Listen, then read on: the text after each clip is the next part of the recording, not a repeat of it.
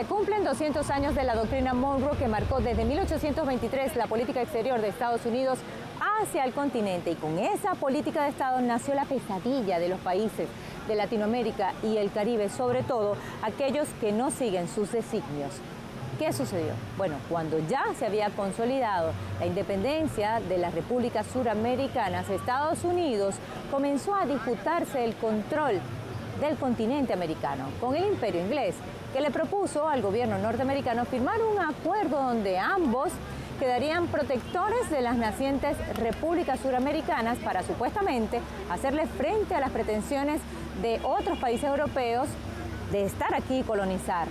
Esta propuesta jamás se cumplió. Estados Unidos se sintió amenazado por Inglaterra. Así que seguidamente James Monroe leyó su mensaje anual ante el Congreso de la Unión, donde promulgó 4 puntos que hoy se resumen con una sola frase: América para los americanos, cuyo espíritu era supuestamente defender el continente de las agresiones de la Santa Alianza conformada por países europeos. Todo quedó en un discurso. Estados Unidos nunca usó la doctrina para defender al continente de las agresiones de los países europeos. En contrario, solo veló por sus intereses y fue el agresor. La doctrina mutó, pasó de anexionista, es decir, de robar territorios, a intervencionista. Despojaron, por ejemplo, a México del 50% de su territorio, y casi todos los países, si no todos, de Latinoamérica y el Caribe han sido víctimas de golpes de Estado, injerencias. En el caso de Venezuela, hoy Estados Unidos pretende nuevamente reeditar la doctrina Monroe y usar al gobierno de Guyana como un caballo de Troya para continuar el despojo del territorio de la Guayana Esequiba, que inició el Reino Unido en 1899. Heridas de la doctrina Monroe. Pongamos el punto en la I.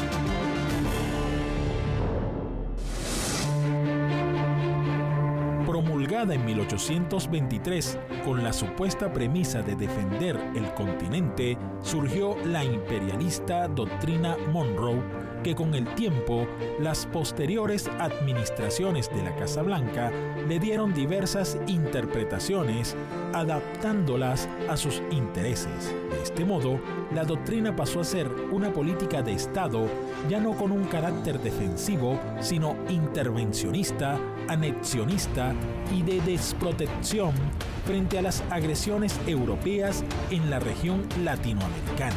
En 1845, el presidente de los Estados Unidos, James Knox Polk, invocó la doctrina Monroe para validar la anexión de la provincia de Texas, y en 1848 para justificar las anexiones de Arizona, California, Colorado, Kansas, Nevada, Nuevo México, Oklahoma, Utah y Wyoming.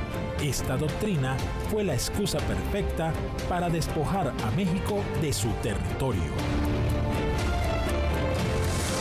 El presidente Polk fue nada más que un instrumento. Como esclavista, él era esclavista, y llegó hasta tener 32 kilómetros cuadrados de posesión, con una cantidad de esclavos. Era esclavista. Y la determinación que él se hizo en su presidencia, una de las determinaciones, era obtener los territorios de México, toda esa zona sur de lo que hoy es los Estados Unidos, que eran posesiones españolas. Y que, como la Florida en 1817 fueron compradas, ¿no? La Florida en 1817 fue comprada por $5 millones, más o menos el equivalente en pesos españoles. Nunca los pagaron, no los pagaron a la monarquía española, es decir, quedaron maulas, como se dice coloquialmente. En el caso de Polk, no solamente fue Nuevo México, ¿no?, sino también Oregón, que era posesión rusa, como era Alaska, fue comprado.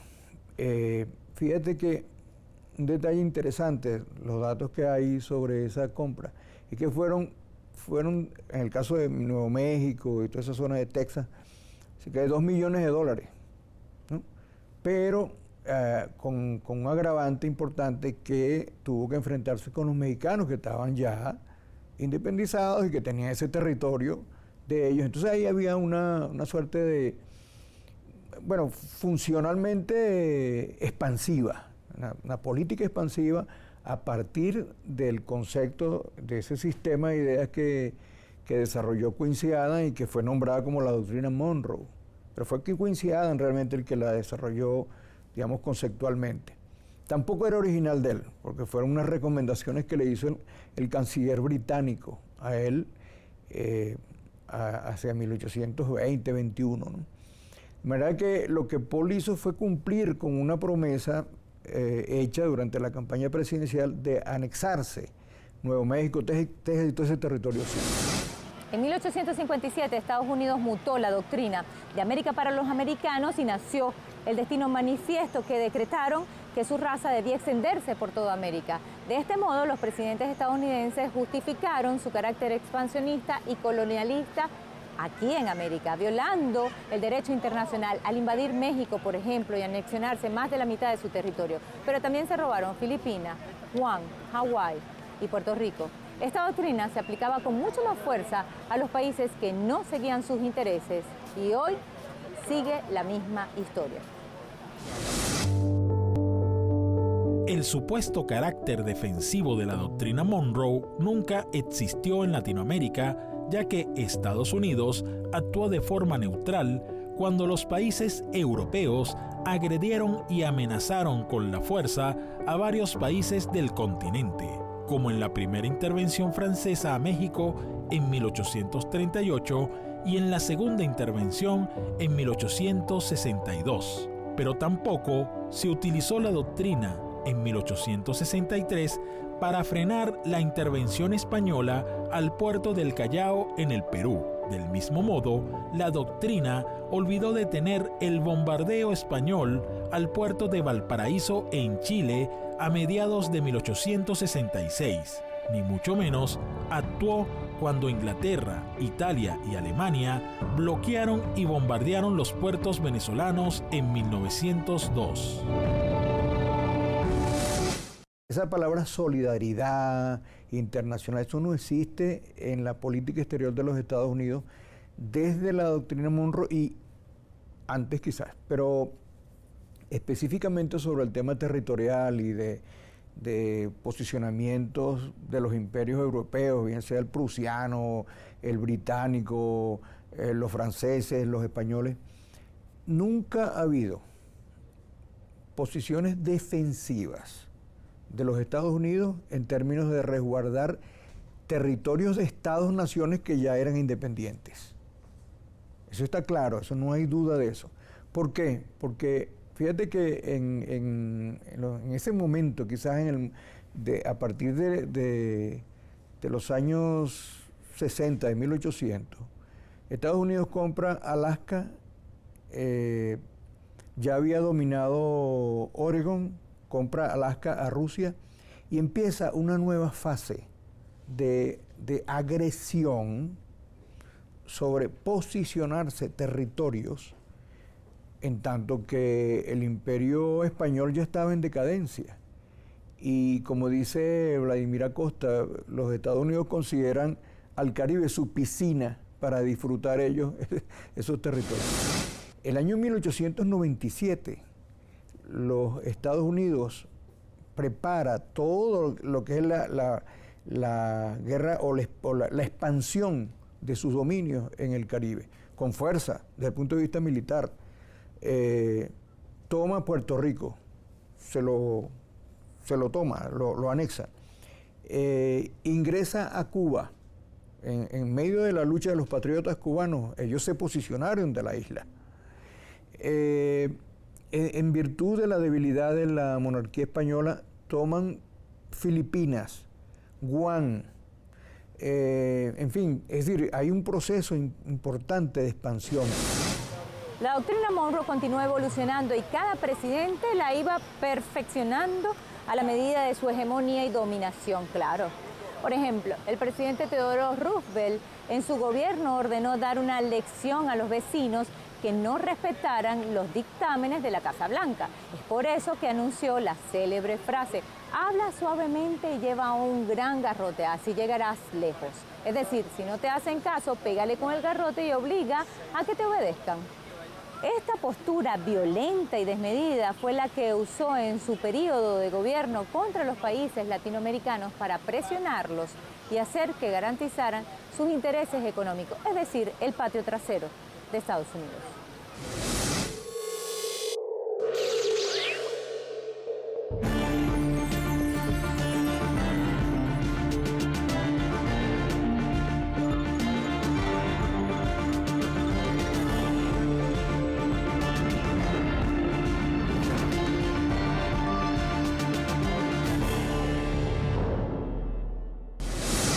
Una de las primeras expresiones de la doctrina Monroe en Sudamérica fue el laudo arbitral de París de 1899, que despojó a Venezuela de casi 160.000 kilómetros cuadrados de la Guayana Esequiba. Fue un pacto entre Estados Unidos y el Reino Unido. Washington fue el defensor de Venezuela en la controversia, pero finalmente negoció a espaldas del país. Años después se descubrió el fraude y la manipulación de los mapas. Y quedó inoculado aquí en el continente un reclamo territorial que actualmente se vive con Guyana, ex colonia británica, y en puertas está un referéndum consultivo para el 3 de diciembre en defensa del Esequibo. El presidente Grover Cleveland, en su mensaje al Congreso del 3 de diciembre de 1894, justificó la práctica de la doctrina Monroe en Venezuela y anunció que, durante 14 años, habíamos esperado que un acuerdo entre ambas partes nos hubiera disculpado de invocar esa doctrina en el curso de la controversia. A pesar de todo nuestro esfuerzo por evitarlo, no podíamos ya desentendernos de las condiciones creadas por los acontecimientos. Permitir las pretensiones de Gran Bretaña equivale a un fracaso en la defensa y mantenimiento de un principio universalmente aceptado por el gobierno y el pueblo norteamericano como parte esencial de su integridad y bienestar. Además, el presidente Cleveland, en su mensaje, informó que no le quedaba otra opción que tomar el puesto de Venezuela en la controversia en vindicación de la doctrina Monroe. En mayo de 1895, el secretario de Estado Walter Grisham, quien tenía las evidencias a favor de Venezuela, falleció y la balanza de poder cambió en las negociaciones con el nuevo secretario de Estado Richard Olney, quien asumió el proceso de arbitraje desde junio de 1895 y así se comenzó a fraguar el despojo. Olney le envió una carta al señor Bayard, embajador de los Estados Unidos en la Gran Bretaña, con fecha del 20 de julio de 1895, expresando que, en el conflicto de límites, uno de los estados perderá el control político sobre el territorio en disputa y que la otra la adquirirá. Este dato muestra que las negociaciones desde un principio se balanceaban a favor de la Gran Bretaña debido a que esta situación nunca se la hicieron saber al gobierno venezolano, cayendo en la trampa del Tratado de Washington de 1897, donde se acuerda la representación de Venezuela por Estados Unidos al laudo arbitral de París de 1899, gestándose un fraude que luego sería comprobado. Las orientaciones para seguir indagando que dejó Enrique Bernardo Núñez desde el año 44 y que después se revelan en el año 48 con lo que dijo Marcel Prevost, ¿vale? Prevost. Y es el hecho de que seguramente los Estados Unidos debieron negociar con Gran Bretaña o con Rusia las posiciones que ellos tenían en el Pacífico. Fíjense ustedes, no es coincidencial que ese año ellos tomen Filipinas y tomen la isla Guam en el Pacífico, y tomen Hawái. Recordemos que Gran Bretaña tenía en control Australia y tenía su poderosa armada colocada por ahí. De manera que esa negociación con seguridad pudo haber sido una suerte de entrega de territorios, negociaciones de territorios que le interesaban a Estados Unidos, porque yo te ayudo aquí y tú me ayudas aquí. Difícil de revelar si uno no hace un análisis del proceso y analiza ese proceso en base a los resultados de la distribución territorial que hicieron Rusia zarista con Pakistán, Inglaterra con Guyana, la Guyana Esequiba, y los Estados Unidos con Filipinas, la isla Guam y Hawái. Entonces, yo había pensado que era Alaska, pero es que Alaska fue comprada en el año 1863, mucho antes. Sin embargo, no descarto yo que de alguna manera tanto la Rusia zarista como el gobierno de los Estados Unidos, como la monarquía británica, pudieron entrar en negociaciones con seguridad. No es extraño tampoco, y repito las expresiones de la reina Victoria cuando ella señalaba el año 1896 que ya había un acuerdo amistoso entre Estados Unidos y Gran Bretaña por el asunto de Venezuela. En el caso de la Guayana Esequiba, lo curioso es que al momento de la firma del laudo arbitral de París de 1899, cuando se despojó fraudulentamente a Venezuela del territorio, el presidente de Estados Unidos era William McClellan, que 2 años antes anexionó a Hawái al mapa de Estados Unidos. En el 98 le declaró la guerra a España y anexionó a Filipinas, a Puerto Rico, como también estableció una especie de protectorado en Cuba, designando un procónsul que le garantizaría el control comercial de la isla. Según historiadores, estas nuevas anexiones no fueron cuestionadas por Inglaterra, y es que al parecer cambiaron la Guayana Esequiba por otros intereses de Estados Unidos en el continente y en el mundo. Los intereses sobre el Esequibo siempre han sido económicos y geopolíticos. Las potencias hegemónicas se complotaron para despojar, a través de un supuesto arbitraje, al territorio de 159.542 kilómetros cuadrados pertenecientes a Venezuela, heredado de la colonia española desde el Tratado de Tordesillas de 1494 y luego en la conformación de la otrora Capitanía General de Venezuela en 1777.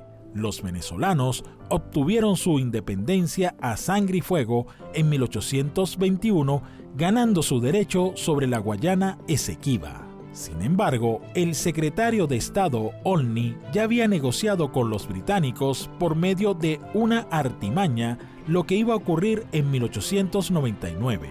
Para ese tiempo, los poderes angloamericanos en contubernio determinaron que no se podía entregar a los sudamericanos el territorio ocupado por los británicos. Es por eso que no aceptaron que ningún venezolano representara a su nación en el laudo arbitral de París. Una posesión adversa o prescripción por el término de 50 años constituirá un buen título. Es decir, donde estén los ingleses por 50 años, ya es de ellos. Nos olvidamos de toda la historia de Venezuela. Si los ingleses están ahí por 50 años, ya es de ellos.